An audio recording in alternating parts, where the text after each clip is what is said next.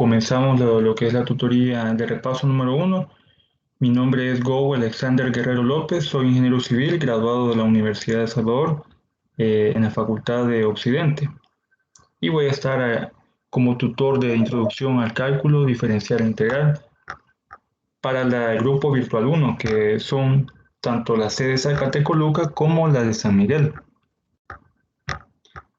Para mí va a ser un gusto estar con ustedes acompañándolos durante este proceso de aprendizaje.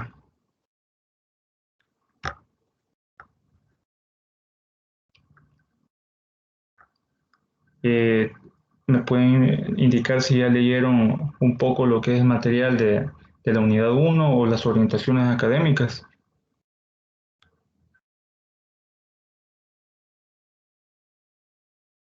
¿O aún no lo han revisado?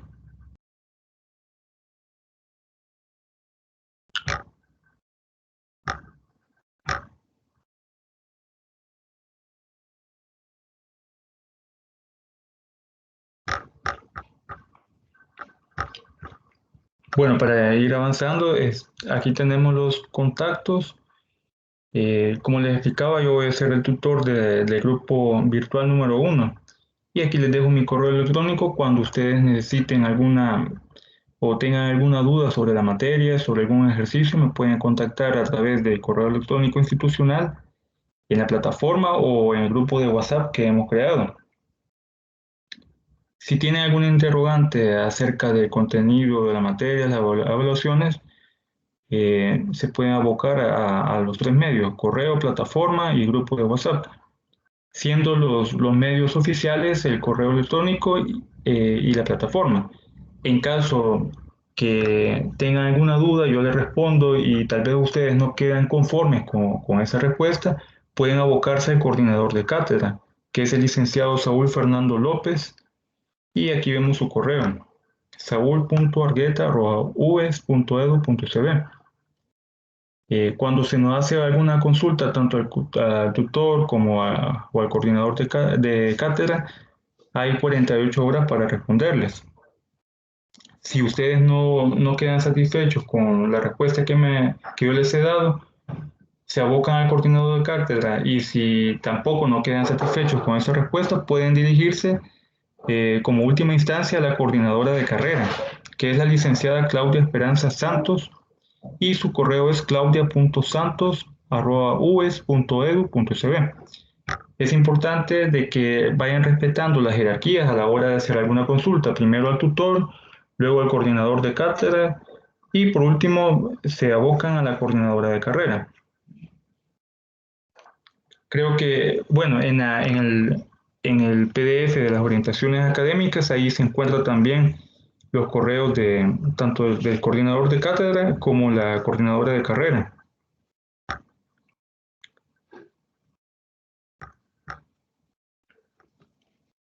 Vamos a ver algunos aspectos importantes de lo que son las orientaciones académicas.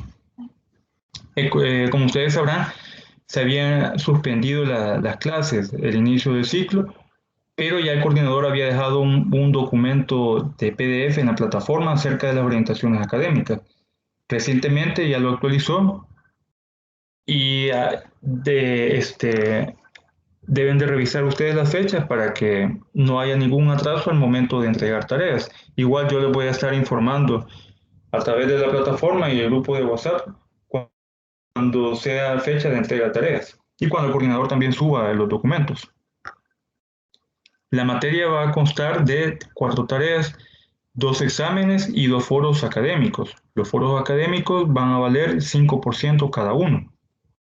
El primer foro se va a evaluar la unidad 1, que es límites y propiedades.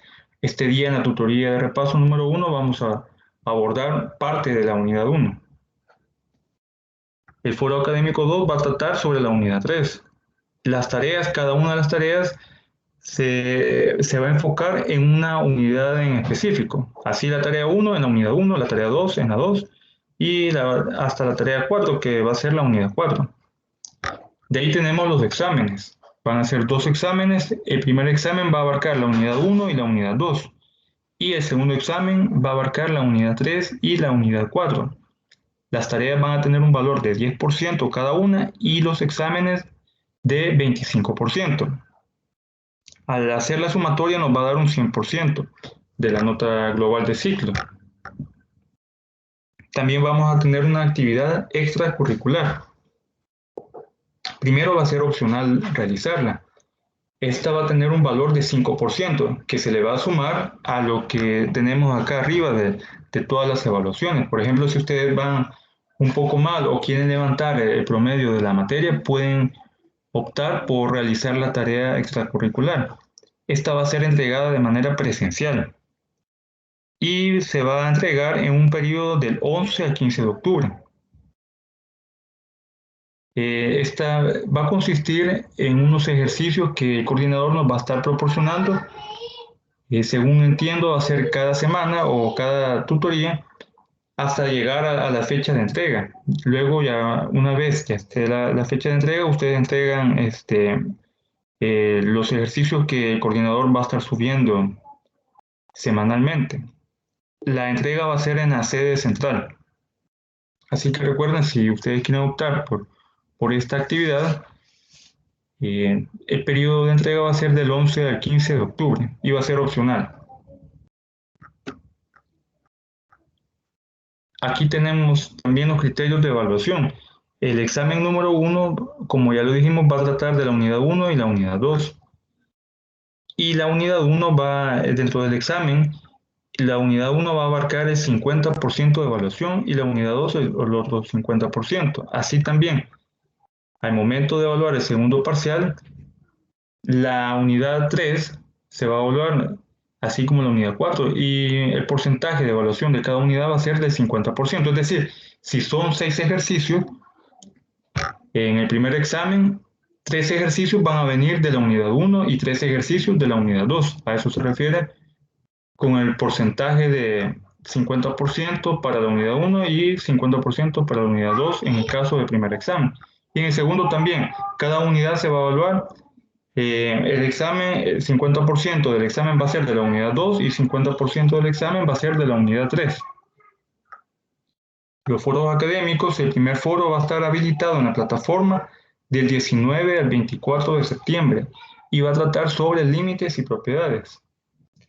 Una vez ya esté el foro, las preguntas en la plataforma, el coordinador siempre nos avisa y los tutores vamos a notificarles a través de los diferentes medios para que ustedes puedan ir contestando con tiempo lo que es el foro. Foro número 2 va a ser del 14 al 19 de noviembre. En cuanto a las fechas de los exámenes, de acuerdo al nuevo cronograma que está en la plataforma, el examen número 1 va a ser el 30 de octubre. El 7 de noviembre va a ser el examen diferido y repetido si fuera el caso. Luego tenemos que el examen número 2 va a ser el 16 de enero del 2022. Y el 23 de enero va a ser el examen diferido o diferido repetido. Repetido si en caso si más de la mitad lo reprobaron. Y diferido para aquellas personas que no pudieran someterse al examen en la fecha ordinaria. Por último tenemos el examen de suficiencia que está para el 29 de enero del 2022 y va a abarcar las 4 unidades de la materia. No sé si hay algún comentario o alguna duda que tengan con respecto a la parte de evaluaciones de la materia.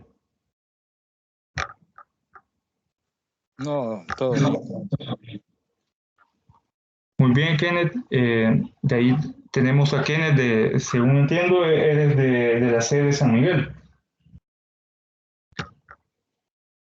No sé, Carla Sí, y Mariel, sede de San Miguel. Y no sé, Marielos y Carla, ¿de qué sede son ustedes? Cojutepeque. Muy bien. Y Carla, ¿nos puedes decir de qué sede eres? Igual, licenciado, de Cojutepeque. Cojutepeque. Sí, Muy bien. Aquí pueden estar independientemente de la sede de donde sean ustedes. pero al momento de hacer las calificaciones de las tareas, sí solo le voy a calificar a lo que es la sede Zacatecoluca y la sede San Miguel, pero pueden entrar a la materia, no hay ningún inconveniente.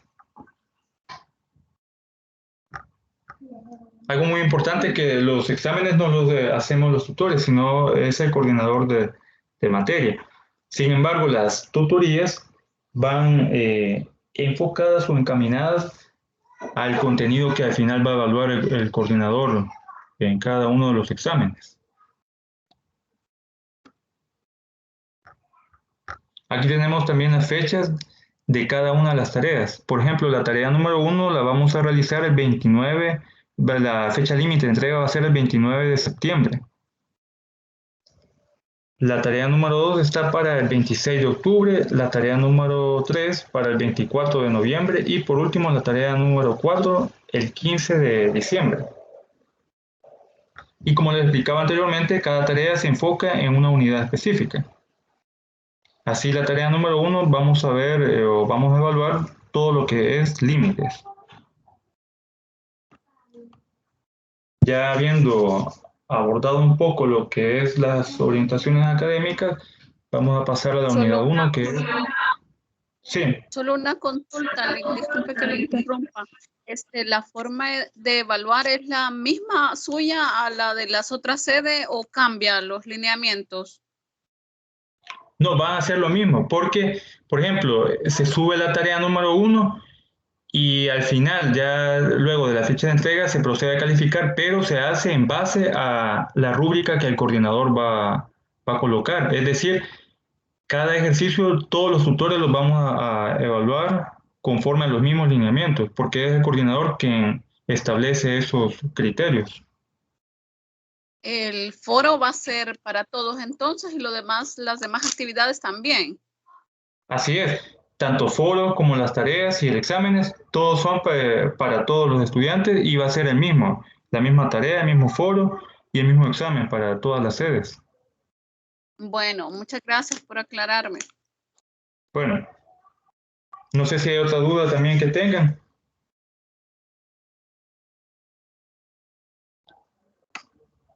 O pasamos ya a la unidad 1.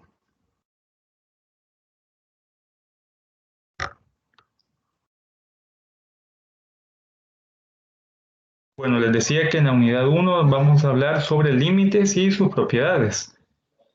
Lo que vamos a ver en esta presentación está en el material de apoyo número 1 de lo que subió el coordinador en la plataforma. Y para comenzar a ver lo que son límites, vamos a enfocarnos en lo que es el problema de la recta tangente. Y decimos de que la noción de límite es fundamental en el estudio de cálculo. Y un problema clásico de cálculo es el problema de la recta tangente. ¿En qué consiste este problema de la recta tangente? Se nos da una función f y un punto P de su gráfica. Aquí tenemos la función f y aquí tenemos un punto P. Y se nos pide hallar la ecuación de la recta tangente a la gráfica en el punto P, es decir, de esta línea. Se nos pide hallar esta ecuación, la ecuación que representa esta línea. ¿Y cómo lo vamos a hacer? Exceptuando los casos donde la recta tangente es vertical, el problema se reduce a encontrar primero la pendiente de la recta en el punto P. Es decir, la pendiente de esta recta tangente. Luego, teniendo esa pendiente, vamos a utilizar la ecuación punto pendiente, que fue una ecuación que vimos en la materia de ciclo pasado, matemática aplicada a las ciencias. Utilizamos la ecuación punto pendiente para encontrar la ecuación de la recta tangente a la gráfica que pasa en el punto P.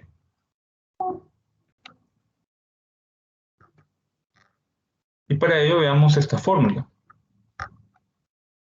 Dados los puntos P y Q, veamos esta gráfica donde tenemos los puntos P y Q, donde P está formado por las coordenadas x sub 1 y y sub 1, y Q está formado por las coordenadas x sub 2 y y sub 2. de la gráfica de la función y igual a f de x. Aquí tenemos la función y igual a f de x, que es esta parábola. Entonces, y sub 1 va a ser igual a f de x sub 1 y y sub 2 va a ser f de x sub 2. Es decir, y sub 1 va a ser la función evaluada cuando x va a valer o x va a tener el valor de x sub 1 y y sub 2 va a ser la función evaluada en x sub 2. Se denomina razón de cambio al cociente de el diferencial de y sobre el diferencial de x.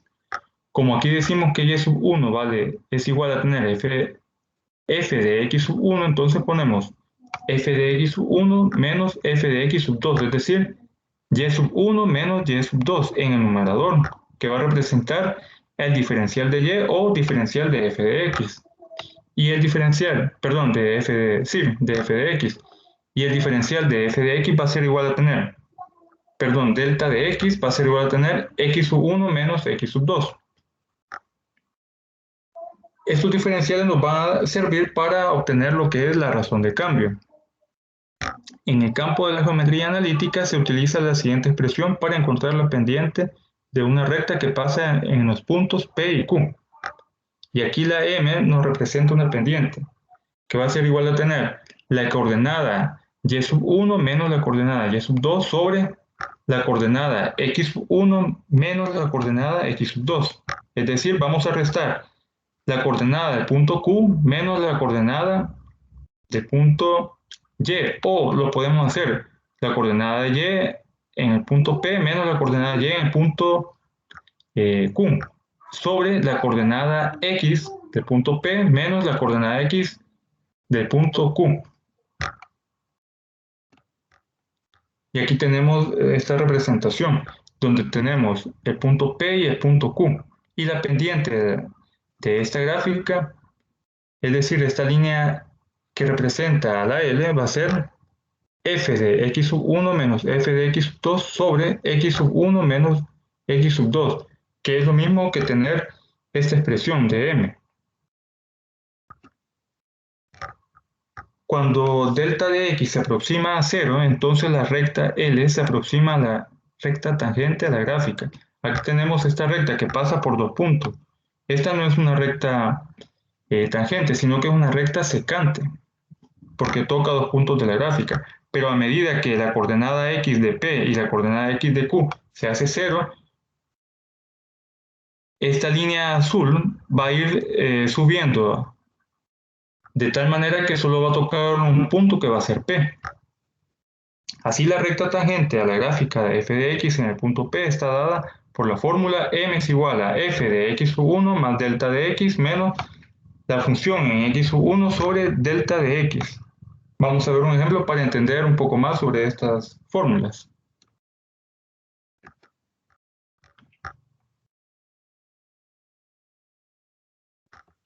Primero veamos un ejemplo de razón de cambio. La siguiente tabla corresponde al desarrollo físico normal de un bebé durante los primeros 24 meses de vida. Y vemos aquí desde 0 meses hasta 24 meses, en intervalos de 3 meses, de 0 a 3, de 3 a 6, de 6 a 9 hasta llegar a 24. Y el peso ganado por el bebé. A los 0 meses, cuando nace, tiene un peso de 3.3 kilogramos. A los 3 meses tiene un peso de 6 kilogramos. A los 6 meses tiene un peso de 7.8 kilogramos. Y a los 24 meses tiene un peso de 12.6. De acuerdo con la información anterior, determine la velocidad en que gana peso el infante para los primeros 3 meses, luego de 3 a 6 meses, de 6 a 9 meses, también se nos piden de 9 a 12 meses, luego de 12 a 18 meses y por último de 18 a 24 meses. Cuando se nos está pidiendo la velocidad con que gana el bebé el peso en kilogramos, se nos está hablando de razón de cambio. Voy a mover un poco la diapositiva para que se logre ver.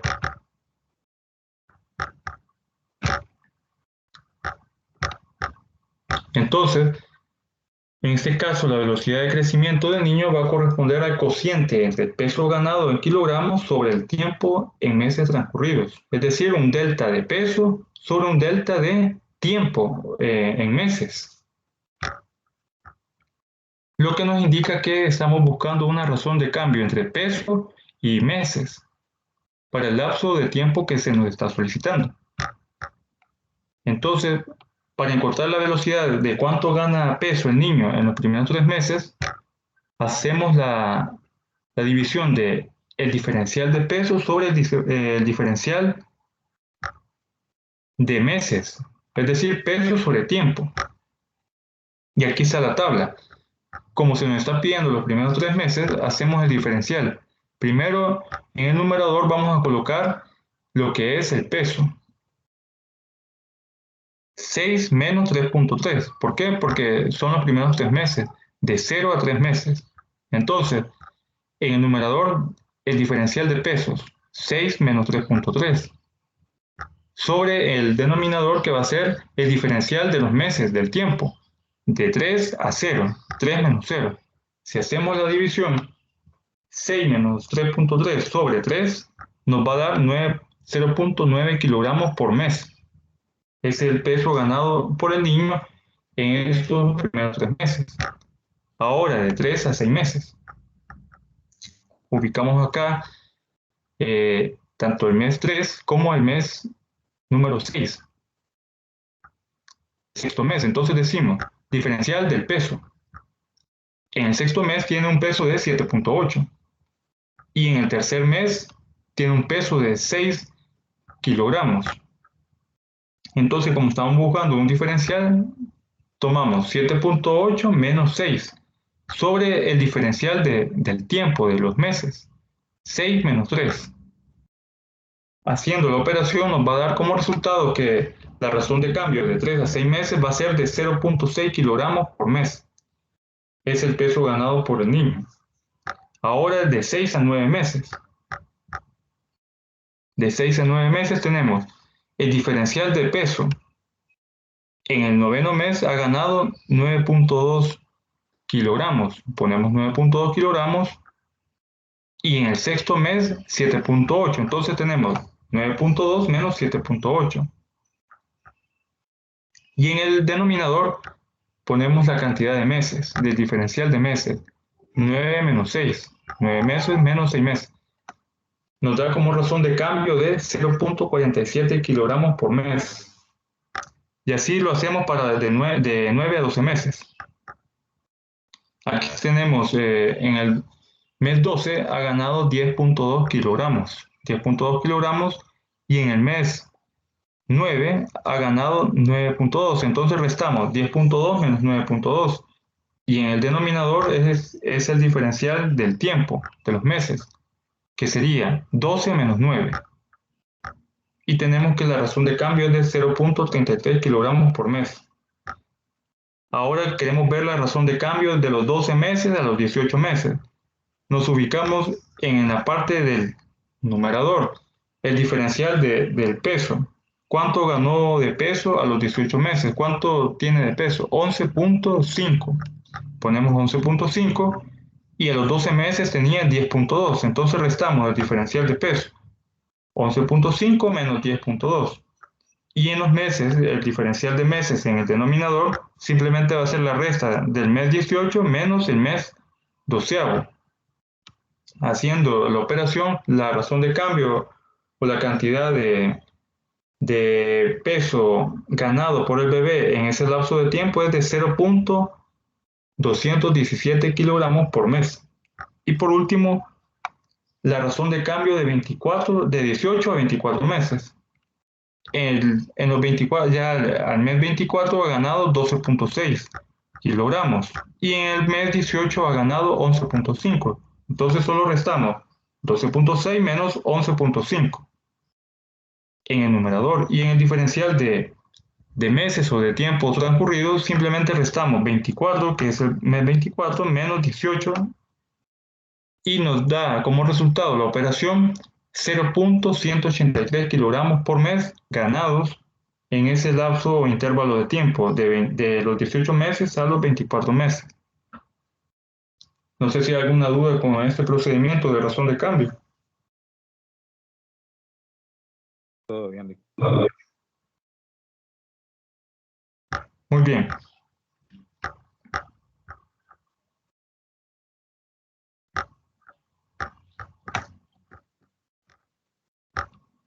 Ahora tenemos acá esta gráfica donde nos permite identificar el comportamiento de crecimiento, de cómo ha ido ganando peso el bebé durante el lapso de tiempo, de 0 meses a 24 meses.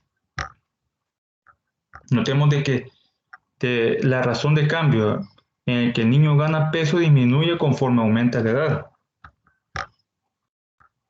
Porque comenzamos del periodo de 0 meses a 3 meses con 0.9 kilogramos por mes. Luego de 3 a 6 meses, 0.6, hasta llegar de los 18 meses a los 24, que era de 0.183. Ha ido disminuyendo. Conforme va aumentando en edad, disminuye la cantidad de peso ganado. Y si queremos hacer una relación entre el peso y los meses, aquí podemos ver la gráfica, donde en el eje Y ubicamos el peso y en el eje X ubicamos los meses. Y podemos ver el comportamiento o la relación que existe entre peso y meses del bebé, en el que ha transcurrido de 0 a 24 meses, de 0 a 2 años. Ahora vamos a ver un ejemplo de cómo obtener la ecuación de la recta tangente a la gráfica en un punto dado. Y tenemos aquí la función f de x, que es igual a tener menos x cuadrado menos 1, en el punto P 1, menos 2.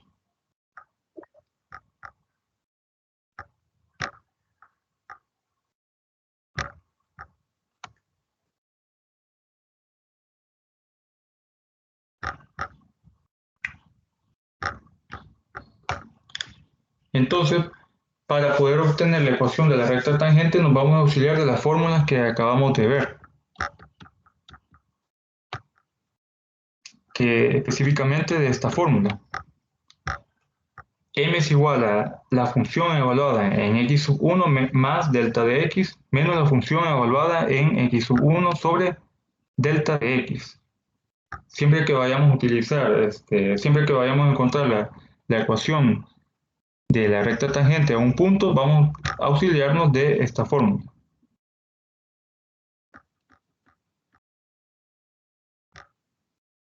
Entonces tenemos la función f de x es igual a menos x cuadrado menos 1. Y aquí tenemos la fórmula que vamos a utilizar para obtener parte de la solución del ejercicio. Tenemos acá x más delta de x. Esta expresión en paréntesis la vamos a sustituir en vez de x y colocamos acá el signo menos de la función, signo menos, y en vez de x colocamos x más delta de x, y como está elevado al cuadrado, lo elevamos al cuadrado. Luego ponemos menos 1, que es de esta función. Siguiendo la fórmula de la ecuación, tenemos menos f de x, ¿cuál va a ser el valor de f de x? Va a ser menos x cuadrado menos 1, pero está antecedido por un signo menos. Entonces colocamos el menos de la fórmula y entre paréntesis o corchetes colocamos la función que es menos x cuadrado menos 1.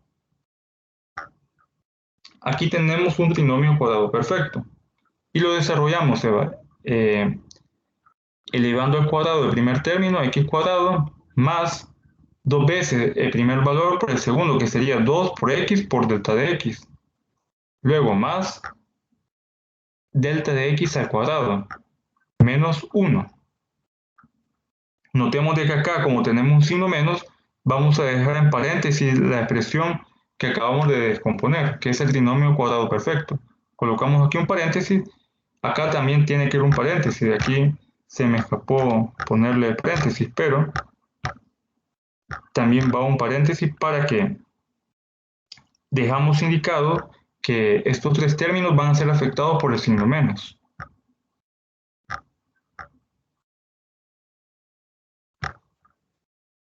Es decir, aquí tiene que ir un signo, un paréntesis.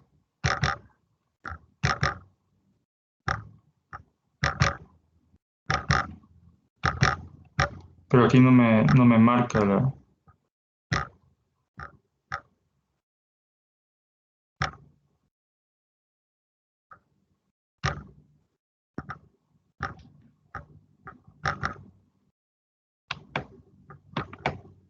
Bueno, aquí tiene que ir un paréntesis.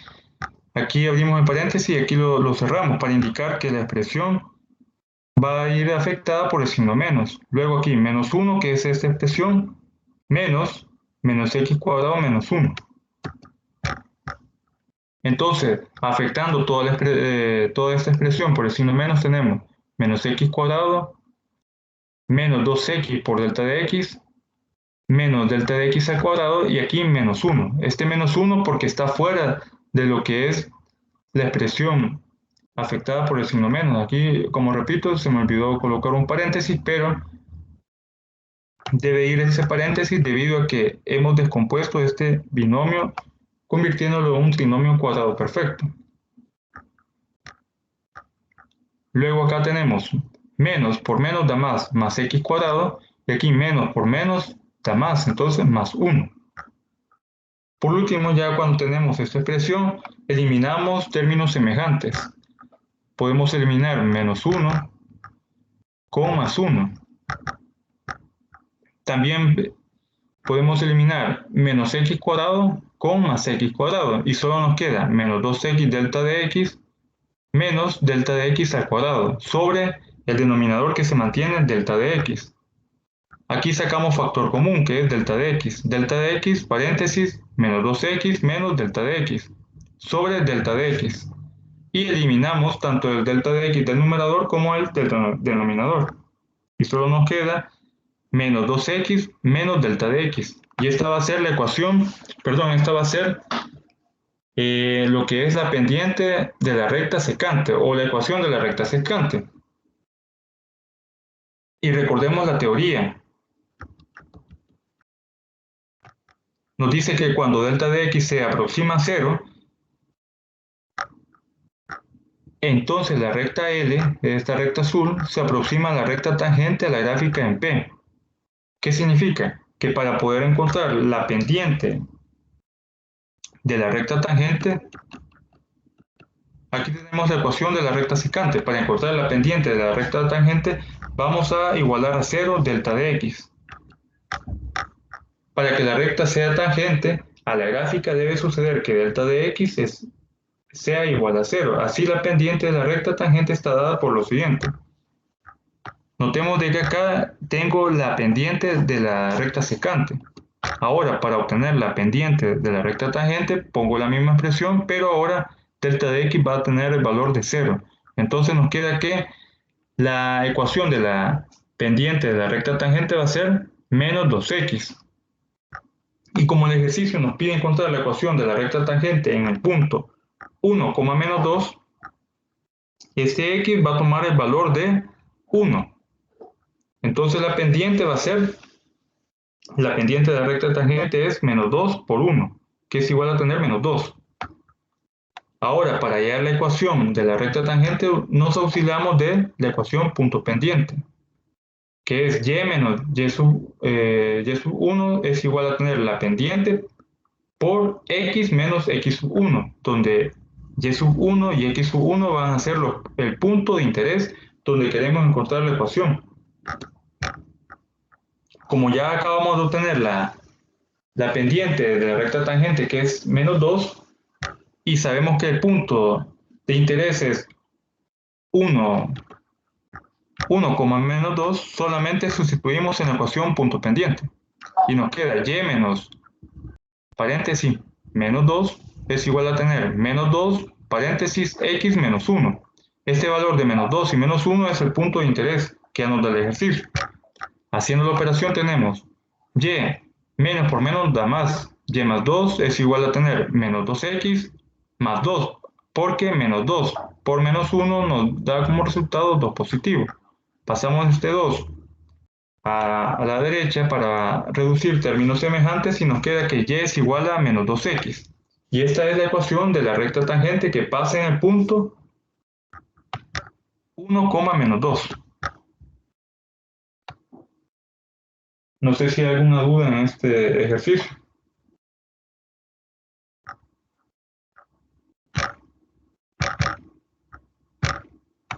Va que todo va según, digamos, así como empezó, después le da una respuesta, la siguiente respuesta da otra y hasta que da una respuesta final, pues es menos 2x. Así es.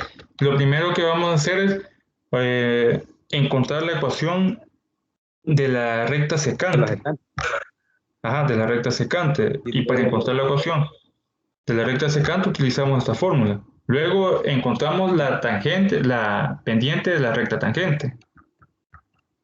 Y ya que tenemos la pendiente de la recta tangente, utilizamos la ecuación punto pendiente, sustituyendo los valores del punto que se nos dio en el ejercicio y la pendiente de la recta tangente. El procedimiento va a ser siempre el mismo para cualquier ejercicio en donde se nos pide la ecuación de la recta tangente. Sí. ¿Alguna otra duda?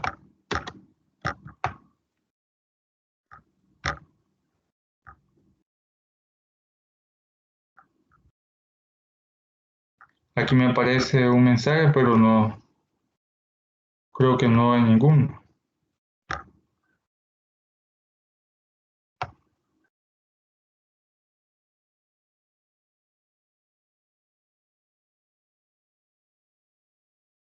Dice Tatiana que tiene problemas con la máquina, quizás no le aparece la presentación. Ah, ya lo puedes ver. Muy bien.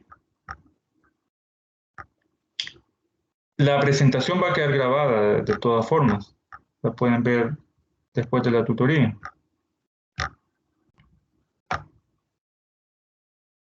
No sé si hay otro comentario con este ejercicio de la ecuación de la recta tangente o, perdón, de la ecuación de la recta, sí, de la ecuación de la recta tangente o podemos pasar al siguiente tema.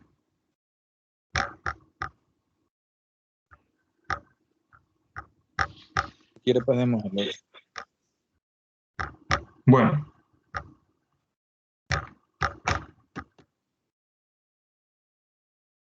Ahora veamos lo que es introducción a los límites. Vamos a suponer que se nos pide graficar la función f de x es igual a x cubo menos 1 sobre x menos 1. Esta es una parábola, pero nos están poniendo la restricción de que x no va a tomar el valor de 1. ¿Por qué? Si sustituimos en el denominador, en vez de x ponemos 1, se nos hace 0. Y cualquier operación que se divida sobre 0 nos va a dar un resultado indeterminado. Por ejemplo, si colocamos en la calculadora 5 entre 0, nos da error, es decir, se indefine la función o el resultado. Entonces, como queremos graficar, para cualquier valor distinto de 1, se puede utilizar cualquier técnica de tal manera que podemos ver el comportamiento de la gráfica. Podemos ir elaborando la gráfica. Pero ¿qué sucede en el valor de 1 a medida que nos vamos acercando a este valor de 1? Para saber cómo se va comportando la gráfica cuando se acerca a x igual a 1, porque aquí nos están poniendo de restricción que no puede tomar el valor de 1, pero queremos saber qué comportamiento tiene o qué valor va a tomar a medida que se va acercando a 1, vamos a auxiliarnos de una tabla con valores de 1 por la izquierda y valores de 1 por la derecha. ¿A qué nos referimos con esto? Aquí tenemos el valor de 1, que es la restricción. Y vamos a tomar valores que se aproximan a 1 por la izquierda, es decir, de este lado. Entonces colocamos, si nos fijamos acá, 0.75, luego 0.9, 0.99, 0.999, de tal manera que vamos aumentando el valor de 9 a la izquierda hasta llegar a 1, pero nunca llegando al valor propiamente de 1. Y vamos a tomar valores que se aproximan a 1 por la derecha.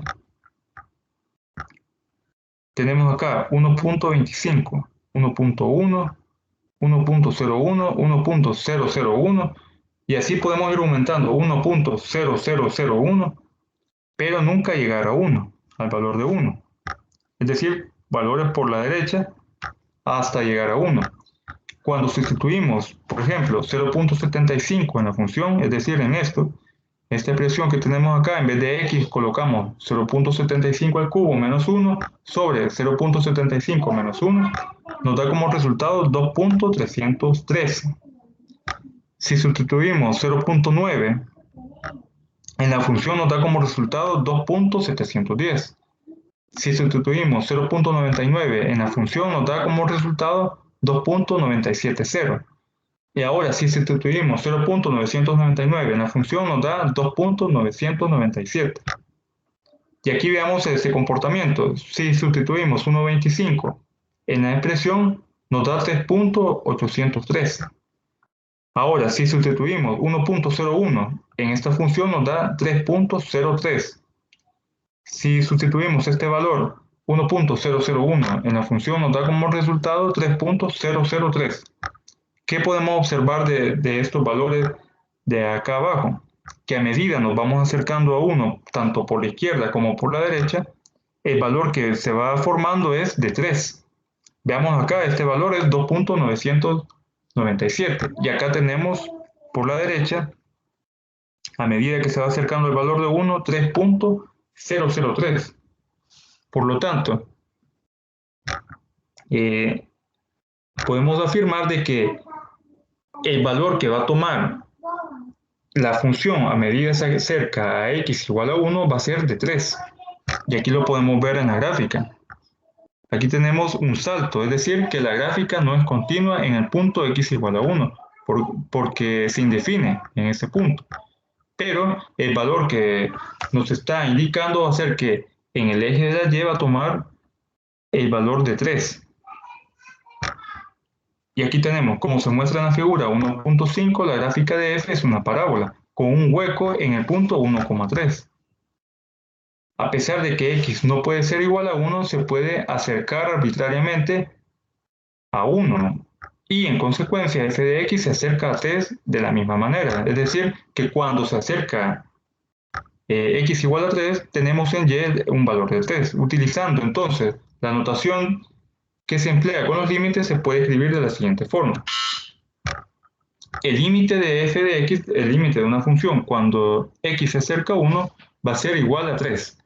Es decir, el límite de esta función x cubo menos 1 sobre x menos 1, cuando se acerca al valor de 1 en x, va a tener como resultado el 3. Este análisis conduce a una descripción informal del límite. Si f de x se acerca arbitrariamente a un número L, cuando x se aproxima a C, por cualquiera de los dos lados, entonces el límite de f de x cuando x se aproxima a C es L.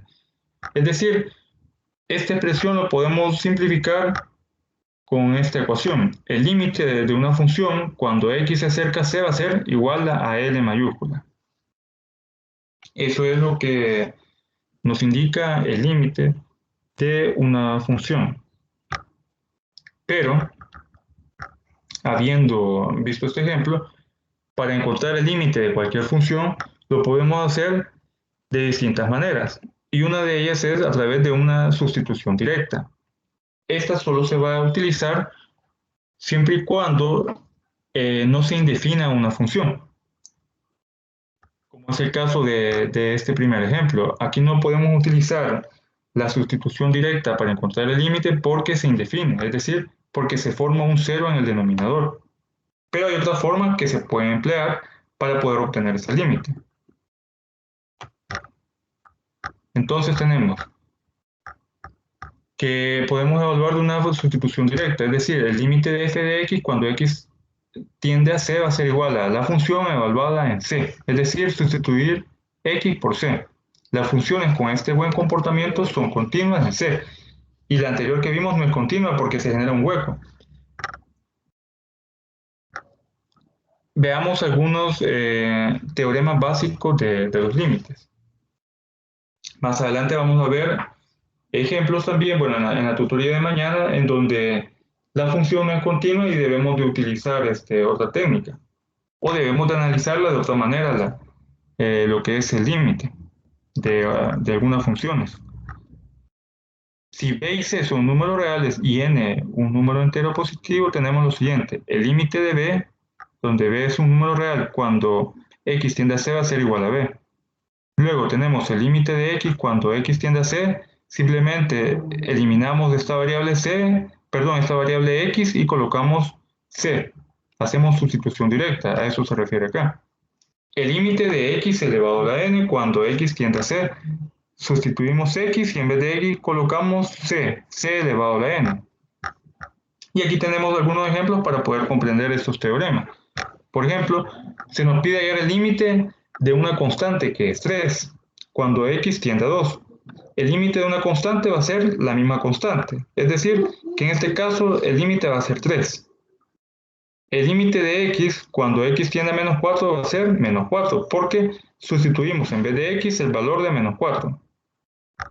Y aquí en este último ejemplo tenemos el límite de x al cuadrado cuando x tiende a 2. Simplemente sustituimos, en vez de x colocamos un 2, y como tiene potencia 2, es decir, está elevado al cuadrado, nos queda 2 elevado al cuadrado es igual a 4.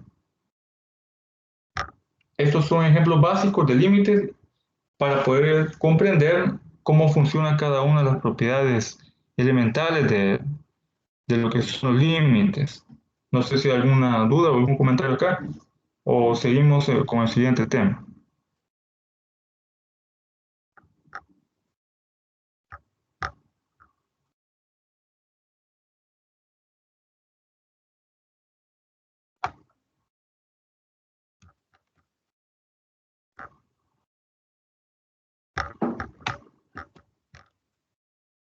Veamos otras propiedades de los límites.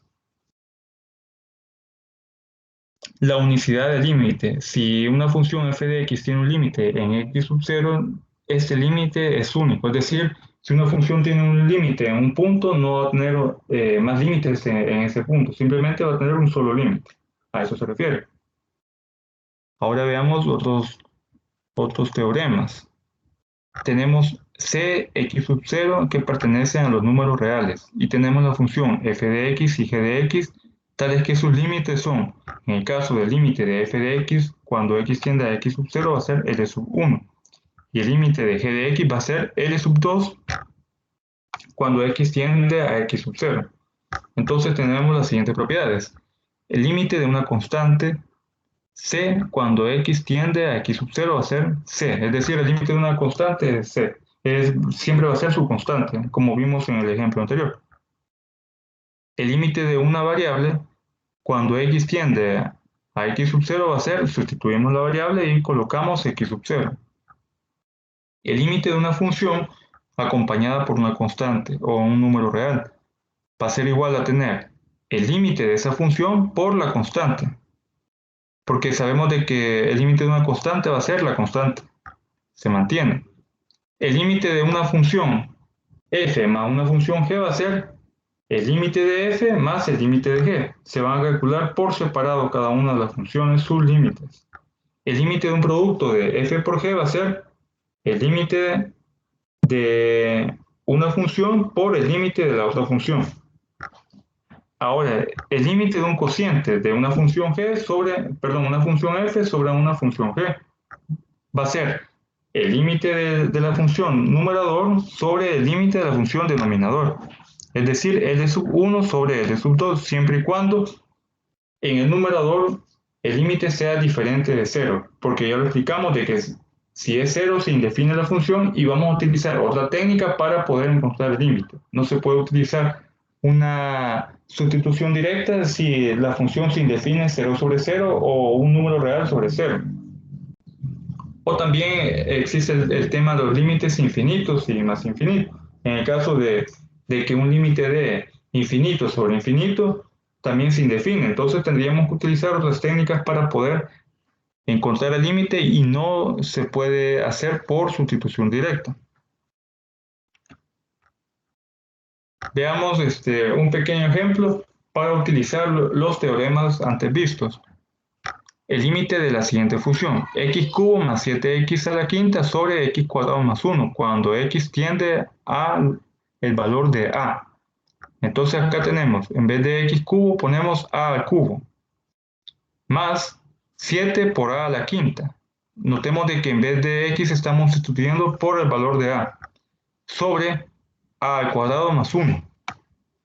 Este es un ejemplo de una función racional, es decir, una que tiene numerador y denominador, en donde se puede hacer por sustitución directa.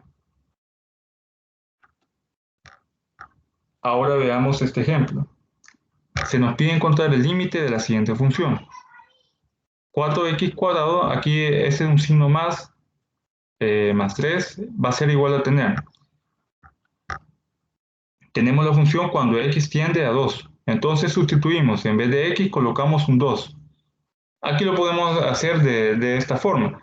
Sacamos el cuadro y ponemos límite de x cuadrado sobre x tiende a 2 más el límite de la constante 3 cuando x tiende a 2. Es decir, colocamos el valor del límite tanto para el primer término como para el segundo. O simplemente tenemos aquí la expresión límite de 4x al cuadrado más 3 cuando x tiende a 2, simplemente sustituimos el valor de 2. En vez de x, 4 por 2 al cuadrado más 3. Y nos da como resultado 19. En vez de hacer toda esta expresión, podemos proceder, después de tener la función que se nos pide, el límite, proceder a sustituir 4 por 2 al cuadrado más 3.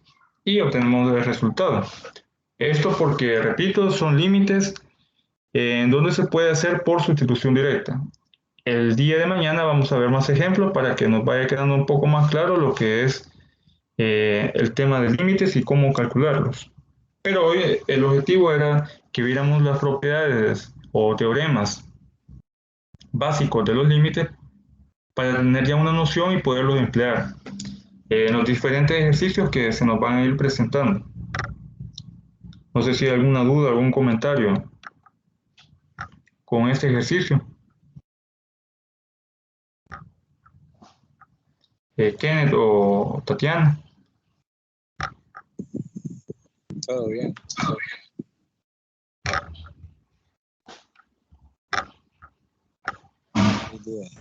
En este ejercicio, ingeniero, todo claro. Muy bien. Entonces, hasta aquí llegamos a lo que es la tutoría de repaso número 1. Y al día de mañana, de 1 a 3 de la tarde, vamos a tener la tutoría ordinaria. Les recomiendo leer el material que está en la plataforma. Y cualquier duda o consulta que vaya surgiendo, pues la podemos resolver el día de mañana en la tutoría o a lo largo de la semana me pueden escribir por los diferentes medios que tenemos, ya sea el grupo de WhatsApp, la plataforma o el correo electrónico. Así que les agradezco que hayan estado en la tutoría y pasen una feliz noche. Gracias. Feliz noche. Feliz noche.